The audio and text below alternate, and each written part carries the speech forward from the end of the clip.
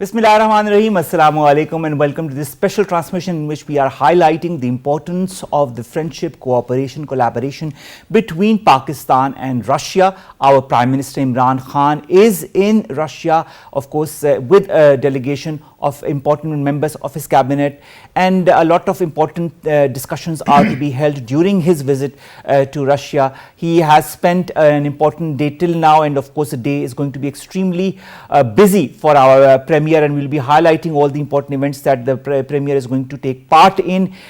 He is of course here in Russia to further strengthen the bilateral ties, the bilateral cooperation between the two important countries. The diplomatic relationship between the two countries began on the 1st of May 1948. We are now in 2022. Many decades have followed. We have seen highs, we've seen lows in that relationship, but currently there is a lot of positivity, a lot of warmth that has emanated from both the sides, that is from Russia as well as from Pakistan. There are different avenues in which both the countries are collaborating, are cooperating, and there are other avenues that they will also be collaborating and cooperating in the future as well.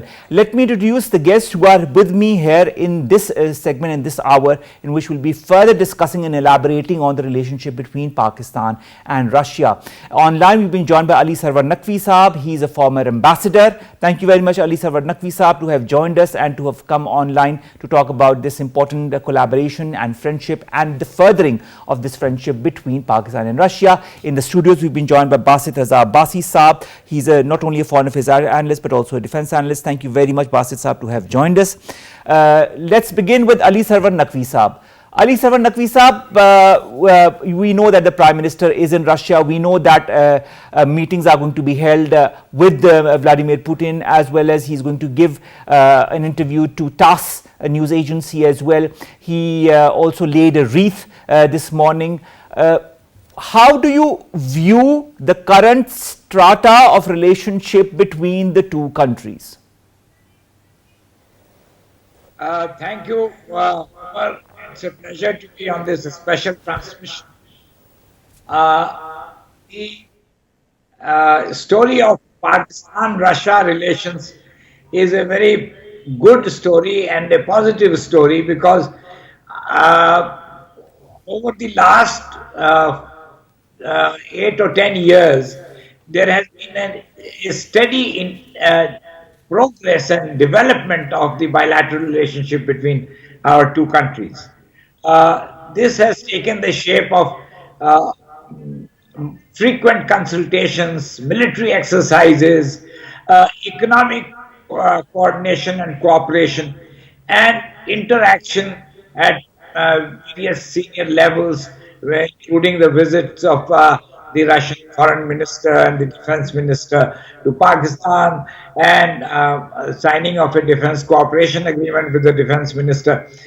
And lately, and of course at present, right now, the visit of the Prime Minister of Pakistan is taking place in Russia. He has gone to Moscow. So I think we have, in 2017, the Russians also helped us get membership of the Shanghai Cooperation Organization. Then there is this big gas pipeline project that is in the works between us. And there have been consultations on Afghanistan between our two countries on a regular basis. So bilateral relationship has spanned international as well as economic as well as military matters, and is wide-ranging, in fact. And I think this visit of the Prime Minister, Ali Sarwar Naqvi Saab, is going to further strengthen the bond in all these different fields that you've mentioned. Kindly stay on with us. We've been joined, of course, in the studios by Basit Raza Abbasi Saab. Basit Saab, when you look at the different gamut of relations between Pakistan and Russia, and of course in the whole context of Prime Minister Imran Khan's visit, some of those have been highlighted by Ali Sarwar Naqvi Saab. Let's begin with, for example, defense. In defense, we've got the Druzhba exercises that have been going on. The 6th was held last year in September, and it's held every year. This is also one of the highlights of the cooperation because these are military exercises. Both the militaries learn from each other's experiences.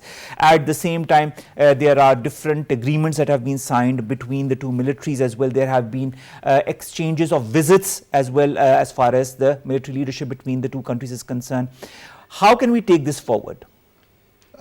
Before I answer your question specifically about the defense matters, I would like to say that Russia is important for Pakistan on 3 levels. One is bilateral, the second is regional, and the third is international. And on all these 3 fora, we need to understand each other's position, Pakistan and Russia, and if possible, support each other mutually. Now, bilaterally, yes, we need to, defense relationships are progressing very well, and we need to promote it further. This could be in terms of the military hardware coming in towards us, and we're learning from each other's experiences, both armed forces of the 2 countries that we have seen in these exercises. These exercises have 2 objectives. One is to actually show to the world that we have no differences as such, and on many world issues we are looking in the same direction. That's why we let our armies and our soldiers meet together. Otherwise, they should be facing the opposite side of the battle line. So this is what, and second is of course the learning value, because they have got their own experiences, we have got our own experiences, and when you share, both get enriched. So that is it.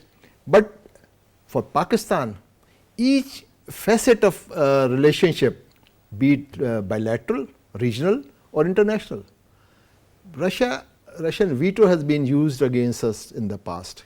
If we can sort of make it a closed chapter and open a new window, and I for one am very hopeful of these 48 hours or some hours that he's spending there. For me, it's a great window of opportunity, and I'm sure his team is there, he's well prepared to discuss all these important and not only important, vital issues for Pakistan, and get a sort of clear understanding that how far the Russians will go.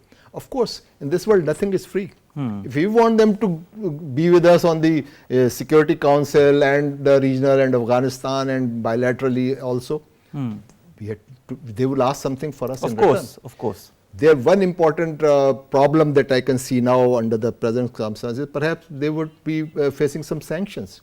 And once such sanctions are there, then you are looking for trading in local currency, because that's the only option for you. All right. So what does Pakistan want? Are we ready to go?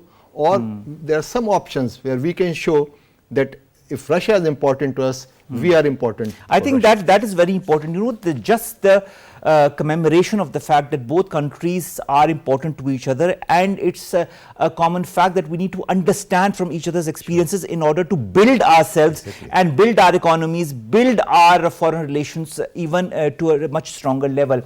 Ali Sarwar, Naqvi Sahab, one of the aspects that is apparently going to be discussed is Afghanistan. Now, Afghanistan is a core issue when it comes to this region, and both Russia and Pakistan share a common perspective as far as Russia and the outcome, and of course the deliberations that need to be done, and what could happen in case the aid does not reach in due time. What is your point of view as far as Afghanistan and Pakistan and Russian collaboration is concerned?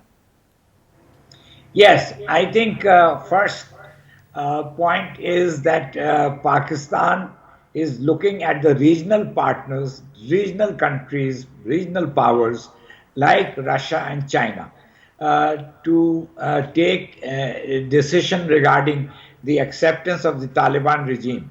That's why Pakistan is also withholding its decision in this regard.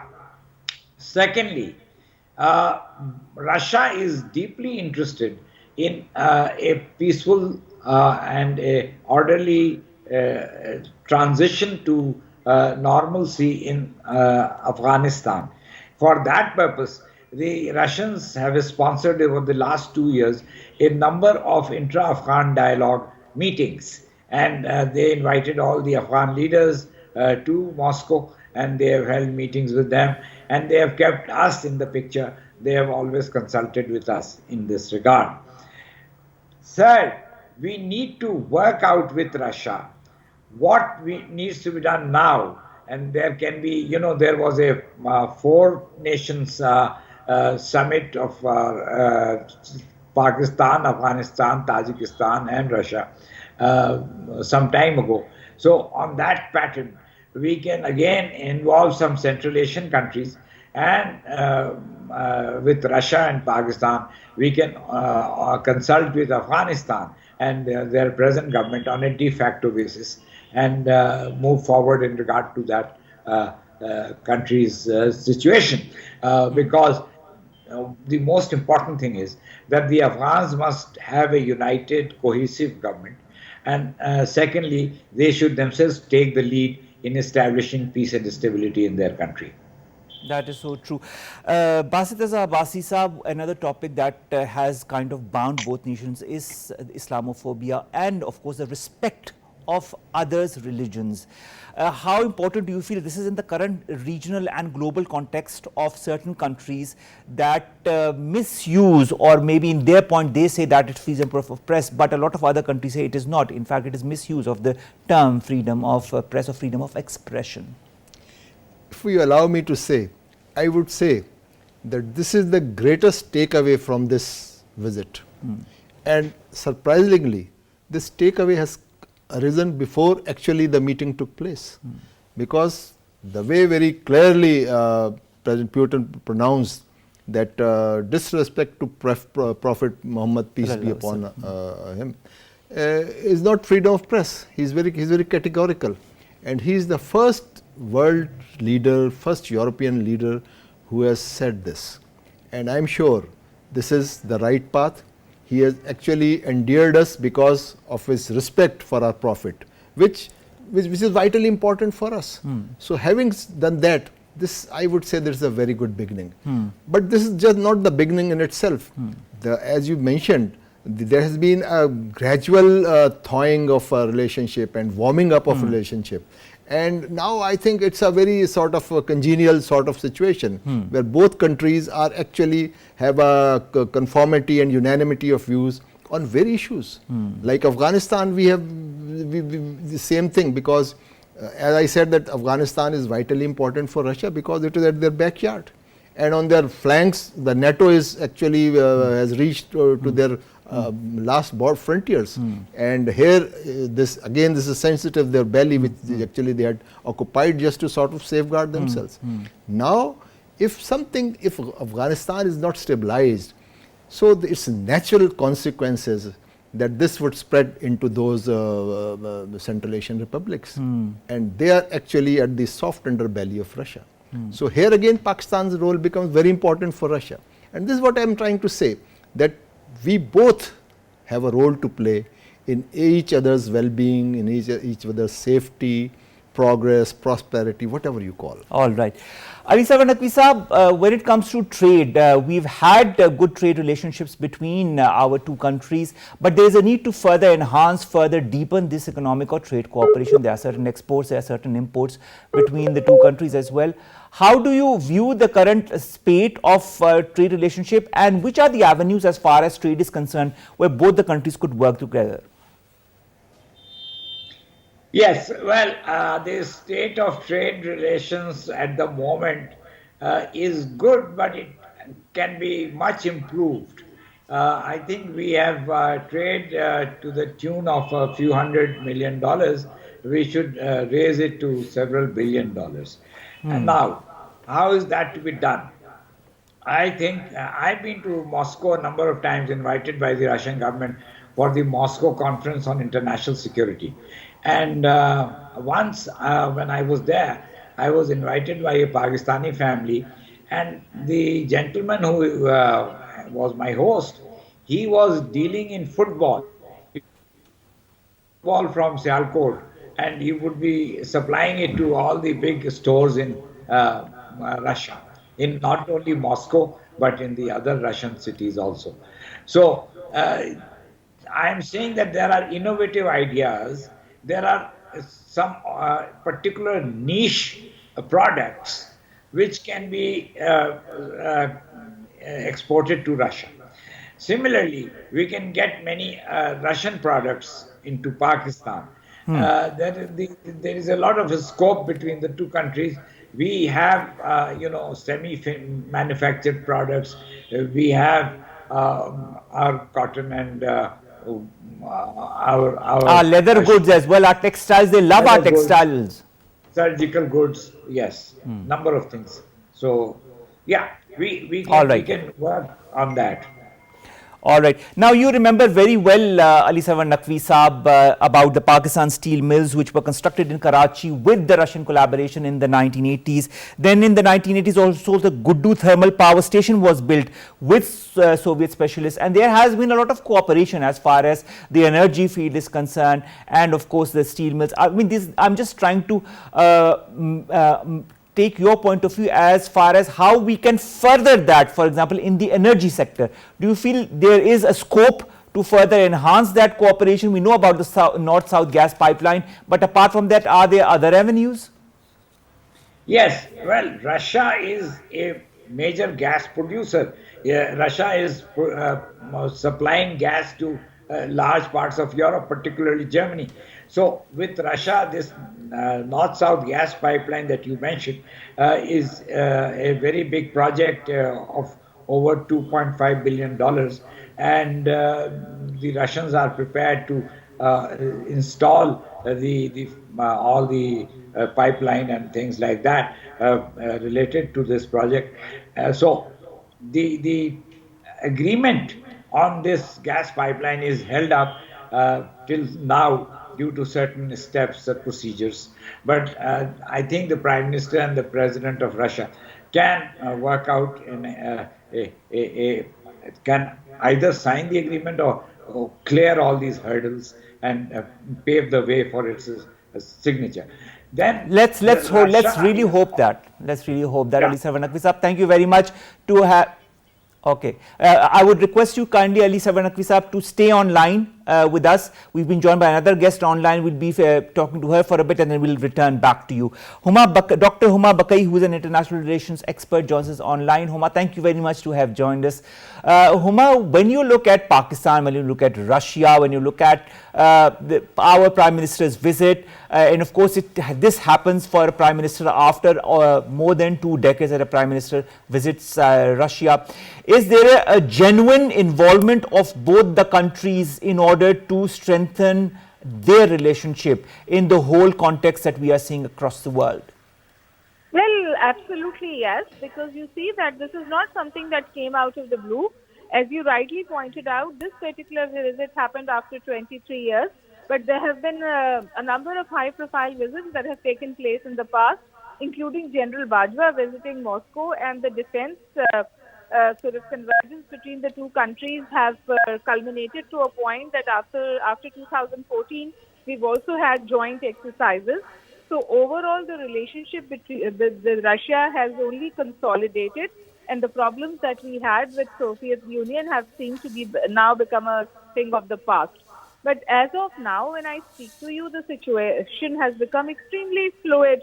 This invasion of Ukraine was not expected, and just before going, Prime Minister Imran Khan Saab through the Foreign Office had actually supported the territorial integrity of Ukraine when the invasion of the eastern Ukrainian states has happened. So I don't know how this is going to shape up, because from the tone of the West, I understand that Russia is going to come under a lot of economic sanctions. Let's talk of the tone of the East, Dr. Baqai. Let's talk of Russia, China, Pakistan, the other countries that are present on this side of the hemisphere. Do you feel these countries are an important new collaborative political, economic bloc that is forming? You see, it's hard to say. Right now, the situation is really very fluid. Yes, the convergence between Russia and China is only rising. People actually refer it as a nexus. So yes, people talk about the emerging of an Eastern bloc, but I don't know how things will settle down. I think the situation right now is extremely fluid. we'll be able to give a better comment on the situation once Imran Khan is back, Prime Minister Imran Khan is back from Moscow and is able to brief his team and subsequently the media about how this particular meeting happened. Up till now, we have not heard of a meeting that has been called off, which essentially means that he will be having a one-to-one meeting with Putin. But what happens in this meeting and how things shape up, naturally now cannot be commented upon because the situation is so fluid. We don't know how Russia will react to the situation. Russia still talks about diplomacy. Russia says it is not going to harm civilians. Russia is saying that diplomacy still has a chance. But I think it's going to take at least next 48 hours for the situation to develop where a comment can be made. Right now it is too fluid. We are hearing new things every second. There are long queues of cars in Kyiv that are leaving Kyiv and moving towards Poland. So I think the situation right now is very precarious, very critical, but it should not impact the relationship between Russia and Pakistan exactly the same way that India, despite being in a very close convergence with Washington, abstained in the Security Council when the session happened on Ukraine, invasion of Ukraine. All right, now Dr. Humma Baqai, let's talk trade, let's talk energy, let's talk other avenues of cooperation that can continue moving on despite the global scenario or the regional scenario that you have discussed right now. Do you feel there are still avenues that we can talk about, despite whatever situation that you have also mentioned? Do you feel that there are avenues that could be discussed? We're not asking of making decisions right there and then, but maybe a beginning, baby steps one at a time. I mean, of course, discussions can happen. You're absolutely right. I did not say that the points of convergence between Russia and Pakistan have disappeared overnight, but I'm also saying that a new thing has happened. There are new developments, and that is going to impact for future interaction. All right. Thank you very much, Dr. Humma Baqai, to have joined us. International affairs expert Dr. Humma Baqai was talking to us about Pakistan-Russia relations. Let's come back to the studios and then we'll go back to Ali Sarwar Naqvi Sahab. I hope you're still with us, Ali Sahab. Basit, Raza, Abbasi Sahab, so many different things that we come across when we look at Pakistan, when we look at Russia, when we look at bilateral cooperation, when we also look at the whole regional context of the East, the rising East, whether it be Russia, whether it be China, whether it be Pakistan or other countries in the region like Iran. Russia is also quite adamant as far as the JCPOA is concerned, and it wants an early solution to this deal, and it wants the resumption of that deal as well. Do you feel this could be also a turning block, with the Russian backing, with Pakistan also wanting some kind of resolution to this, and China also wanting, for if this JCPOA, for example, gets done with and the deal is finally signed in a new avenue or whatever new context it is, that it will pave the way for a stronger region? Let me say that JCPOA, if it takes place, its revival takes place, that would perhaps thaw the present relationship between USA and Iran. And Russia must have thought about it. And when they are supporting, they were wanting it to happen. So there must be something in mind. But certainly that it would not change the local dynamics, it will not endear these people together because of JCPOA. So I don't consider it a significant element as far as the regional politics is concerned. What is significant is the convergence of almost all the neighbors, be it Russians, the Iranians, Pakistani, Chinese, I mean the real neighbors, the Tajik and all these, on sort of settling the Afghan issue, on sort of moving in the direction when the present government is recognized internationally and the humanitarian aid and other development resources start flowing into Afghanistan. Because that is what stabilizes. Of course. Nothing else except for the economic well-being and economic sort of wheel moving around at full pace things will not settle. They will remain in a state of flux in Afghanistan, and that uncertainty will prevail. So, when you talk of uncertainty, Basit sir, there's also, that threat of terrorism redeveloping in Afghanistan and then gaining root, and then of course trickling effect in all the neighboring countries. That is what Russia has also had its concerns about since last year. Pakistan has also talked about this as well, and both countries also have countered terrorism, joint relationships and exercises. Do you feel maybe both countries could evolve a joint strategy as well as far as Afghanistan and counter-terrorism in Afghanistan is concerned? most certainly, because how do you deal with terrorism? One is inject plentiful resources. All right. I'm really sorry, Basit sir, we have to cut you short. Our Prime Minister Imran Khan is having a one-on-one meeting with the Russian President Vladimir Putin. Let's take you live there.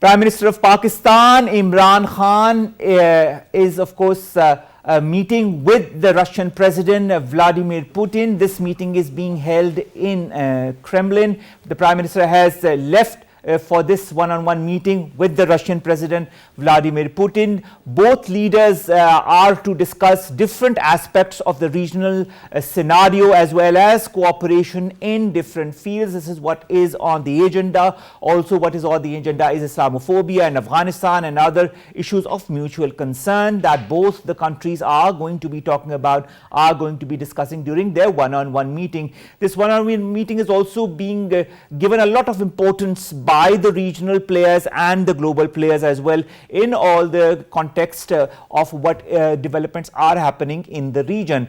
In spite of that, Pakistan and Russia continue to collaborate, continue to forge the strong relations, and one of the examples is the fact that our Prime Minister was personally invited by the Russian President Vladimir Putin to visit Russia, and our Prime Minister is now here in Russia. He has been having a very busy day today, and now he is going to meet with Vladimir Putin, a very important meeting.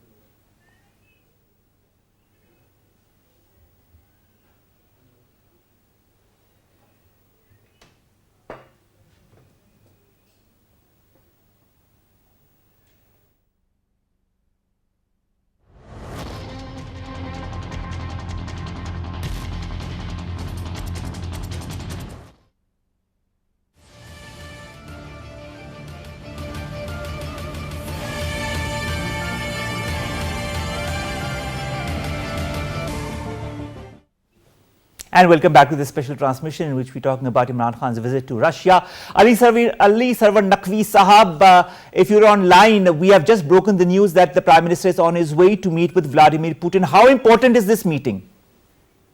I think this is a very important meeting because this is the centerpiece of the Prime Minister's visit to Russia. Because this meeting is taking place as a result of the invitation extended by President Putin to the Prime Minister of Pakistan, which has happened, as has been mentioned so many times, after a gap of nearly 23 years. So this meeting is that moment, crucial moment of extreme importance, of great importance for both Pakistan and Russia, where the two leaders are meeting to discuss various bilateral as well as regional issues. And I think the Prime Minister of Pakistan will be talking about, in the regional context, about Afghanistan particularly. And in the bilateral field, the economic cooperation, especially in the field of energy, and also other areas of cooperation, including military cooperation. So this is very big agenda, and I think it will be very important for our side to get the Russian president's views. All right, of course, and we'll all be waiting for the result of that very, very important meeting as well, Ali Saab. Basit Raza, Abbasi Saab, now that the Prime Minister is on his way to meet with Vladimir Putin, both leaders are headstrong. Both leaders speak from their mind and from their heart. Both leaders have a certain personality where they are not afraid of speaking their mind for the benefit of their country and their people. Now, when two like-minded people sit together and talk of the region, of their collaboration, in their cooperation, how optimistic should we be of the outcome? As an individual, I am very optimistic. And this is so important. When we have two people who are straight talkers, then the other party is not guessing. Not the need to be. Vladimir Putin has been very clear about what he wants and in which direction he is going, and so is our Prime Minister. So these people would actually have a very frank tete-a-tete or heart-to-heart discussion. And so there is a real opportunity.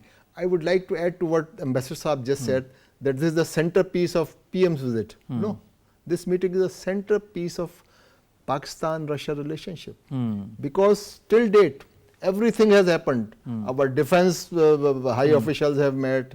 Sergei Lavrov has been here, the foreign minister who is next to Putin. And he has been here for more than once. And all this, what can happen and what should happen, is just waiting for this meeting. Yes. Which has just taken place. So I not only am very happy about it, I raise a silent prayer that let's pray. I mean, divorced from our biases and our supports to political parties, that this visit, this meeting should succeed, because this is vitally important for me, for my children, and our generations to come.